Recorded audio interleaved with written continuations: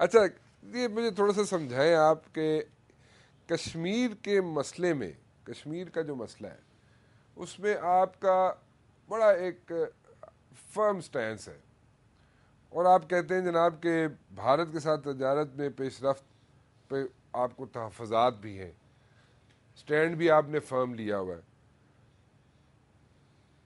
زرعی پیداوار کے بارے میں آپ نے کہا جی کہ جو بھارت میں بنائے جا رہے ہیں ڈیمز وہ پاکستان کے پانی پہ بنائے جا رہے ہیں، اور ہماری ایگریکلچر کو آئندہ آنے والے دنوں میں پرابلمز کھڑی ہو سکتی ہیں۔ Practically what will you do about it? یہ تو بات صحیح ہے آپ کی، بہت 100% درست بات ہے اور بڑی اچھی اسٹیٹمنٹ ہے۔ آئی مسٹ اپریشیٹ دیٹ کہ آپ کی سوچ ہے اتنی اچھی کہ ہمارے پانی پہ ڈیم بناتا جا رہا ہے بھارت، اور ہم بیٹھے ہوئے ہاتھ پہ ہاتھ رکھ کے۔ What should we do practically? Rana صاحب، بات کو سمجھنے کے لیے ہم یہ سمجھتے ہیں کہ اس کی دو بنیادیں ہیں۔ جی ایک تو یہ ہے کہ جو یورپی پارلیمنٹ ہے اور بین الاقوامی سطح پر جو WTO ہے، جو ایک عالمی ادارہ ہے اور اس کے اندر دنیا کے بہت سے ممالک ہیں جو اس معاہدے میں شریک ہیں۔ اب اس وقت جو یورپی پارلیمنٹ ہے اور اس کے اندر جو ساؤتھ ایشیا کا ڈیلیگیشن ہے یا اس کے اندر پاکستان گروپ ہے، تو وہ سب کے سب پاکستان اور اس خطے کی تجارت کو زیر بحث لاتے ہیں اور اس پہلو کو وہ زیادہ ترجیح دے رہے ہیں۔ اب ظاہر ہے جی کہ پاکستان نے جو انڈیا کے ساتھ ایک نئی پیش رفت کی ہے تجارتی حوالے سے، اور گزشتہ سال ہمارے جو وزیر تجارت اور وزارت تجارت کا وفد بھی وہاں گیا تھا، تو اس حوالے سے جہاں پر تجارت کو فروغ دینے کے لیے نئے معاہدات کی طرف ہم جا رہے ہیں، اور پھر WTO کے ذریعے سے معاہدے میں شریک ممالک کا یکساں برتاؤ ایک دوسرے کے ساتھ اور یکساں رویوں کا جو ایک ذمہ داری ہے اس کی طرف اگر ہم آگے بڑھتے ہیں، یہ ایک اصولی چیز ہے، ہمیں اس سے کوئی اختلاف نہیں، نہ ہی اس باتوں کے ساتھ کوئی جھگڑا کرنا چاہتے ہیں۔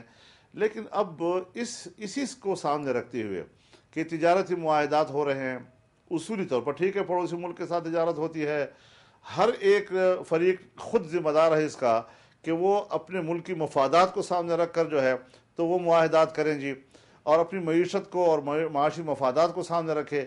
لیکن اس کے ایک پہلو کی طرف میں متوجہ کرنا چاہتا ہوں، اور آپ نے بہت اچھا سوال کیا ہے اس حوالے سے، کہ پاکستان کی معیشت کا جو دار و مدار ہے وہ زیادہ تر زراعت پہ ہے، ٹھیک۔ اور اگر پاکستان کے اندر صنعتوں کو فروغ ملا ہے تو اس کی بنیاد بھی ہماری زراعت ہی ہے۔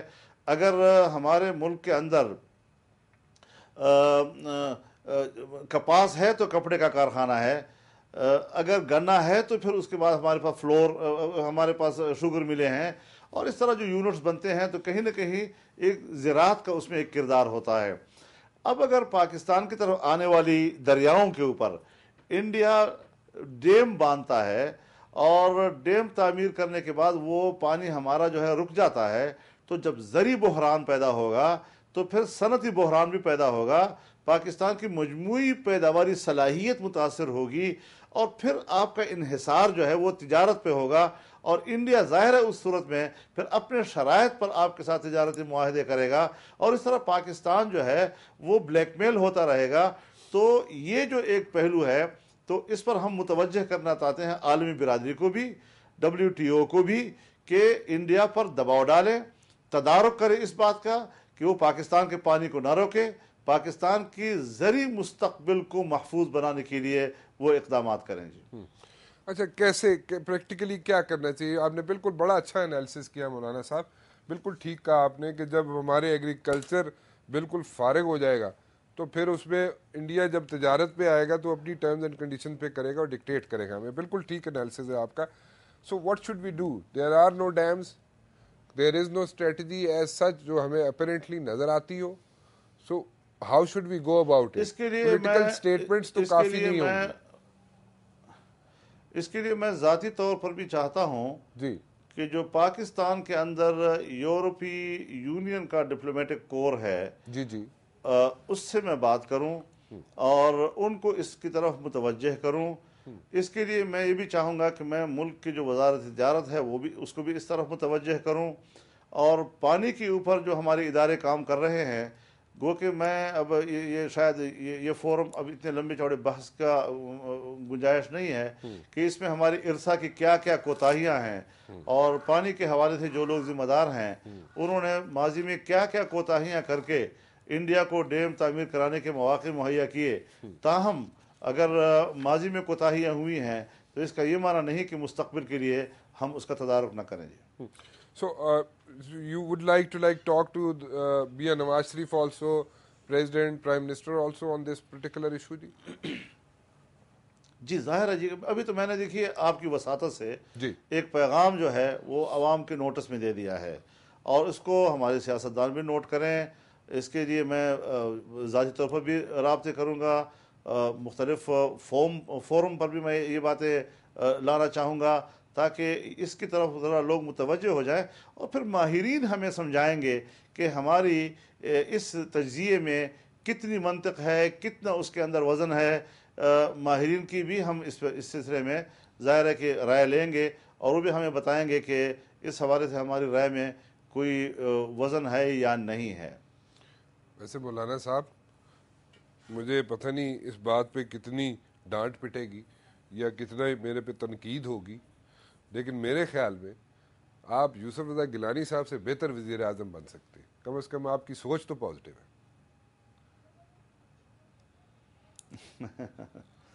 یہ اب آپ لیکن اس میں یہ ہے کہ پھر اس میں کیا ہوگا پھر؟ ہم پہلے تو قبول نہیں ہے، اس کے بعد پھر اگر قبول ہو جائے تو پھر برداشت نہیں ہے۔ ہاں مسئلہ ہے نا یہ، ایک تو وہ دوسرا ایلیمنٹ آ جاتا ہے نا، وہ ایلیمنٹ میں اس پہ میں تبصرہ نہیں کرنا چاہتا کہ اس میں کوئی پرسنل نہ لے جائے کوئی چیز، تو وہ ایک مسئلہ آ جاتا ہے بیچ میں جس کی وجہ سے آپ پہ تنقید، آپ لوگوں پہ اور آپ پہ تنقید زیادہ ہو جاتی ہے۔ لیکن جو سوچ آپ کی ہے جی about these dams, but I am just talking about these dams, جو آپ کی سوچ ان ڈیموں کے بارے میں جو انڈیا بناتا جا رہا ہے ہمارے پانیوں پہ، میں اس پہ بات کروں، وہ سوچ آپ کی بہت پازیٹیو ہے۔ انڈیا پاکستان ریلیشنز کے بارے میں جو آپ کی سوچ ہے، جو تجارت کے بارے میں آپ کی سوچ ہے مولانا صاحب، میں اس کو ایک مرتبہ پھر اپریشیٹ کرتا ہوں، وہ بہت پازیٹیو ہے اور بہت اچھا انیشیٹو ہے، اور وہ جتنا اس پہ اس کو سراہا جائے۔ ہم لوگ تنقید تو بہت کرتے ہیں، میڈیا والے الزام بہت ہے ہم پہ کہ ہم اچھی باتوں کو کبھی سراہتے نہیں ہیں، کیونکہ وہ that is not our bread and butter. آپ بھی کہہ چکے ہیں کہ ہماری پھر چلتی نہیں ہے نا آگے پھر، لیکن میں کروں گا، ضرور کروں گا جی اس کو اپریشیٹ آپ کی سوچ کو۔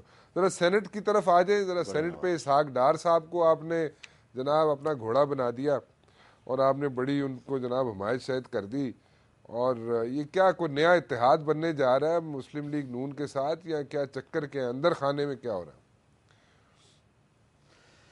رانا صاحب سیدھی سادی بات ہے جی، جس بنیاد پر ہم نے دعویٰ کیا تھا کہ لیڈر آف دی اپوزیشن کا حق جے یو آئی کا بنتا ہے، اب ظاہر ہے کہ جمہوریت کے اندر تو عددی اکثریت ایک مستقل دلیل ہے اور اس کا ایک مستقل وزن ہے۔ اب وہی پوزیشن جو اس وقت ہماری تھی وہی مسلم لیگ نون کی بن گئی ہے اپوزیشن بینچوں پہ جی، تو اس حوالے سے ہم نے اس کے اس حق کو تسلیم کیا ہے، سیدھی سادی بات ہے جی۔ اچھا، تو بڑا تھوڑا سا یو ٹرن نہیں ہے غفور حیدری صاحب کے چکر میں؟ آپ جب تھے اس وقت کچھ اور سٹیٹمنٹ تھی، اس وقت کچھ اور بات تھی، نون لیگ کا میں نے رویہ آپ سے عرض کیا نا جی کہ ایک وہ وقت کہ جب ہمیں یہ اطمینان تھا کہ ہمارا حق ہے، تو اس وقت ہم نے یہ سٹانس لیا تھا، اور اب اسی بنیاد پر کہ جو ہماری پوزیشن تھی اپوزیشن میں، آج وہی پوزیشن جب نون لیگ کی بنے گی تو میں اس سے اختلاف کیوں کروں گا؟ ایک دیکھیں فاروق نائک صاحب بھی اس چکر میں مجھے تو لگتا ہے گھر چلے گئے یا سائیڈ لائنڈ ہو گئے، کہ ان پہ یہ ان کو بلیم کیا گیا تھا کہ انہوں نے آپ کو بڑا سپورٹ کیا تھا۔ مطلب مختلف کوریڈورز میں یہ بات بالکل سنی جاتی ہے کہ انہوں نے آپ کو پکارا، اور اسی چکر میں بیچارے رگڑے میں ہماری وجہ سے نہ ہماری وجہ سے نہیں، ہماری وجہ سے نہیں، اسی کو اور جو تلاش کرو لے لیں کوئی بات نہیں، اپنے ذمے لے لیں، کوئی نہیں، ان کو بھی لگا لیں، چھاتی سے لگا لیں، کوئی مسئلہ نہیں۔ اچھا کیا انہوں نے، بڑی اچھا چلایا جی سینٹ کو، لیکن ان کی پارٹی کا اپنا مسئلہ ہے، اور پارٹی جس کے بارے میں جو دیکھیں نا ابھی آپ پھر ایک دم سیاست دان بن گئے، اتنی اچھی باتیں کرتے کرتے ایک دم آپ نے ایک دم سیاسی اسٹیٹمنٹ, ایک دم گیلانی صاحب بن گئے آپ. نہیں, میں تو سیاستدان اس معنی میں نہیں ہوں کہ جس معنی میں آپ سیاست کو لے رہے ہیں. میں تو گیلانی میں صاحب تو کے ساتھ بڑا آپ کو ملا رہا ہوں. سیدھا سادہ آدمی ہوں, سیدھا سادی گفتگو کر لیتا ہوں. نہیں, میں نے تو آپ کو ملایا گیلانی صاحب سے. نہیں, گیلانی صاحب بڑے ہیں, ہمارے پرائم منسٹر ہیں جی. اچھا مولانا صاحب, ایک بات سے سمجھائیں, کہاں پہ آپ دیکھتے ہیں اس ملک کو ان another 1 year's ٹائم, 1 سال کے عرصے میں آپ کہاں دیکھتے ہیں, کیا کیا ہو سکتا ہے؟ آپ اتنے منجھے ہوئے سیاستدان ہیں, کیا دیکھتے ہیں آپ نے کوئی یہاں پہ کوئی چینجز آتی ہوئی دکھائی دیتی ہے؟ میں اندرونی بیرونی پالیسیز کی طرف توجہ چاہتا ہوں آپ کی, اس کو اگر آپ پوائنٹ آؤٹ کر سکیں. دیکھیے, میں ذاتی طور پر اس کے حق میں ہوں کہ آئین نے کسی پارٹی کو جتنا مدت حکومت کرنے کا حق دیا ہے وہ اپنی مدت پوری کرے. اچھا, ٹھیک ہے. اور ظاہر ہے کہ اس دوران میں اس نے اپنی پالیسیوں ہی کی بنیاد پر عوام کی تائید اور مخالفت مول لینی ہوگی. تو ظاہر ہے جی کہ جب وہ اس کو پوری مدت ملے گی, ایک تو عوام کے اندر یہ اعتماد آتا ہے کہ ہم جو ادارے جتنی مدت کے لیے منتخب کرتے ہیں وہ اپنی مدت پوری کر لیتے ہیں, اور عوام کے اندر ایک اعتماد آ جاتا ہے. ٹھیک ہے, بالکل. اور دوسری بات یہ ہوتی ہے کہ وہ حکومت جو ہے وہ یہ نہیں کہہ سکتی کہ جی مجھے تو موقع نہیں دیا گیا, میں تو کچھ معاملات بالکل سیدھا کرنے کے قریب پہنچ گیا تھا, میں تو یہ پالیسی ٹھیک کرنے کے لیے کہ مجھے تو فارغ کر دیا گیا. تو اس طریقے سے عام آدمی جو ہے پھر وہ صحیح فیصلہ کر سکتا ہے کہ یہ جو 5 سال گزار چکا ہے یہ کوئی ڈیلیور کر چکا ہے یا نہیں کر چکا جی, ٹھیک ہے, اور ہمارے لیے کچھ کر سکا ہے یا نہیں کر سکا جی. تو اس طرح ایک آئینی ادارہ جو ہے وہ اپنا وقت بھی پورا کرتا ہے, آئینی تقاضا بھی پورا ہو جاتا ہے, اور عوام کو بھی ایک صحیح فیصلہ کرنا کا ایک موقع ہاتھ آتا ہے, اور حکومت کو بھی کوئی عذر پیش کرنے کا موقع نہیں ملتا. اچھا, ٹھیک.